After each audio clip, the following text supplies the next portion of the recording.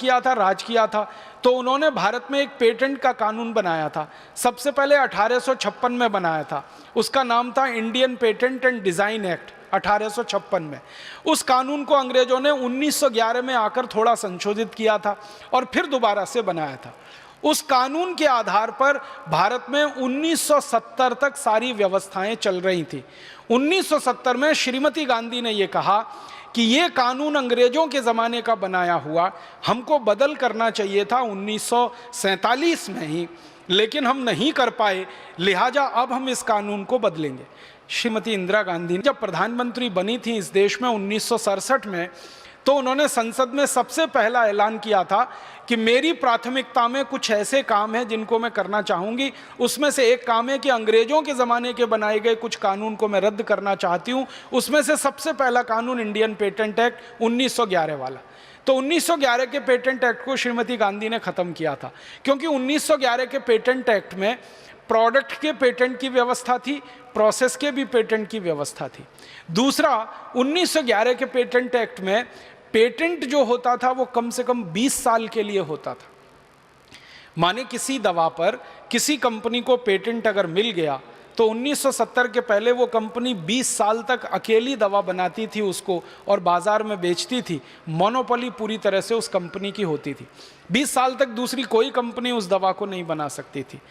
1911 के patent act में ये प्रावधान था कि अगर किसी ने भारत में पेटेंट ले लिया, फिर उस दवा को वो भारत में ना बनाए तो उसको मजबूर नहीं किया जा सकता, वो दवा को बाहर से भी इंपोर्ट करके ला सकते थे। माने सारे उल्टे प्रावधान थे 1911 के पेटेंट एक्ट में। श्रीमती गांधी ने वो सब रद्द कर दिए और एक भारतीय तरीके का, भारत की ज़रूरत का पेटेंट कानून बनाया। और इसी पेटेंट कानून के बदौलत भारत देश में दवाओं का और चिकित्सा क्षेत्र का इतना विकास हुआ जो आज हमारी आंखों के सामने है। अब एक गंभीर परिस्थिति आई है देश के सामने। अब वो परिस्थिति आई है कि बाहर के देशों से आने वाली विदेशी कंपनियों ने 1970 का पेटेंट एक्ट बदलवा लिया है और भारत की सरकार ने विदेशी कंपनियों के दबाव में आकर एक नया पेटेंट कानून इस देश में लागू करा दिया है। जो नया पेटेंट कानून इस देश में लागू हुआ है उसमें वो सारे प्रावधान हैं जो अंग्रेजों के ज़माने वाले पेटेंट कानून में होते थे। जैसे नया पेटेंट एक्ट आया है उसमें यह है कि किसी भी डिस्कवरी को और किसी भी इन्वेंशन को भारत में पेटेंट दिया जाएगा। दूसरा उसका प्रावधान यह है कि पेटेंट की अवधि 20 साल के लिए होगी। तीसरा प्रावधान यह है कि किसी भी दवा के प्रोडक्ट को भी पेटेंट किया जा सकेगा, प्रोसेस को भी पेटेंट किया जा सकेगा। चौथा प्रावधान ये है कि भारत के बाहर की कोई कंपनी अगर लाइसेंस लेती है भारत में दवा उत्पादन का और उसको किसी दवा पर पेटेंट हासिल है तो जरूरी नहीं है कि वो कंपनी उस दवा का भारत में उत्पादन करे, वो विदेशों से भी आयात करके उस दवा को भारत में ला सकती है और इस देश में बेच सकती है। माने सारे के सारे अंग्रेजों के ज़माने वाले कानून के प्रावधान अभी के कानून में आ गए हैं जो इस समय देश में चल रहा है। इसने हमारे देश की व्यवस्था को बदलना शुरू किया है और व्यवस्था को ऐसा बना दिया है कि जो दवाएं पहले बाजार में सस्ती कीमत पर आसानी से उपलब्ध थी वो अब इस पेटेंट कानून के बाद विदेशी कंपनियों की मोनोपोली में चली गई हैं वो दवाएं, और कंपनियों ने रातों रात उनके दाम बढ़ा दिए हैं और बेतहाशा कीमतें बढ़ा दी। मैं आपको उदाहरण देके बताना चाहता हूँ, कैंसर का इलाज करने के लिए जो दवाएं भारत के बाज़ार में उपलब्ध हैं वो थोड़े दिन पहले तक भारतीय पेटेंट कानून से संचालित थी 1970 वाले से। अब सरकार ने वो 1970 वाला कानून बदल दिया। अब वो दवाएं संचालित हैं नए कानून से जो पूरी तरह से अंग्रेजियत वाला है। इस नए कानून के आते ही जो कैंसर की दवाएं 8, 10, 12 हज़ार रुपए में उपलब्ध थी अब उनकी बाजार में कीमतें 1.5-2 लाख रुपए तक पहुंच गई।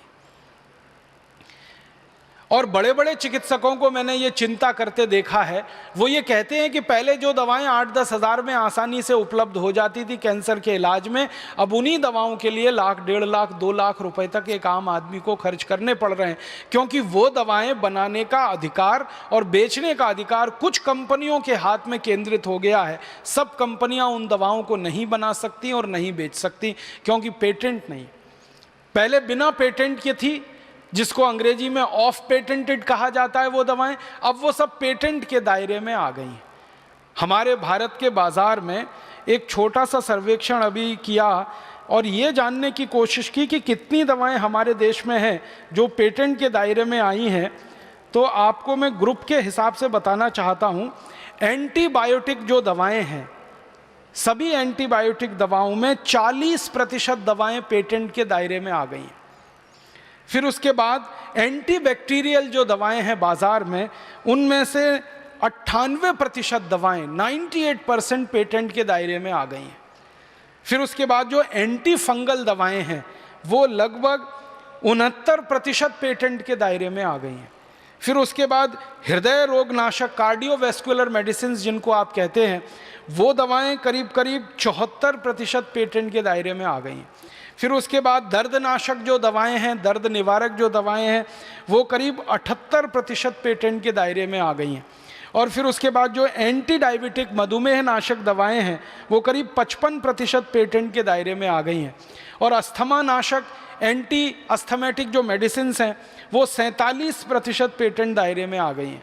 जो कॉन्ट्रासेप्टिव्स मेडिसिन हैं वो करीब 88% पेटेंट के दायरे में आ गई हैं। और जो एंटी अल्सर दवाएं हैं, अल्सर रोधी, वो करीब 65% पेटेंट दायरे में आ गई हैं।